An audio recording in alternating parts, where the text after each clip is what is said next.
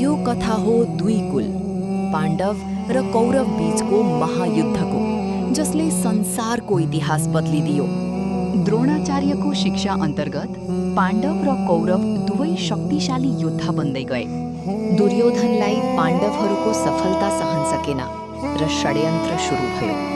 दुर्योधनले पाण्डवहरूलाई जलाएर मार्ने योजना बनायो, तर उनीहरू चतुराईले बच्न सफल भए। अर्जुनले कठिन लक्ष्य भेदेर द्रौपदीलाई जिते र कथा अझ रोचक बन्यो। कौरवहरूले छल गरेर पाण्डवहरूको राज्य खोसे। द्रौपदीको अपमान भयो। 13 वर्षको वनवास, दुःख, सङ्घर्ष र तयारीको समय। शान्ति असफल भयो। अब केवल युद्धै विकल्प रह। कृष्णको मार्गदर्शनमा अर्जुनले धर्मको लागि युद्ध सुरु गरे। अन्ततः धर्मको विजय भयो, तर ठूलो मूल्य चुकाएर। यही हो महाभारतको सत्य।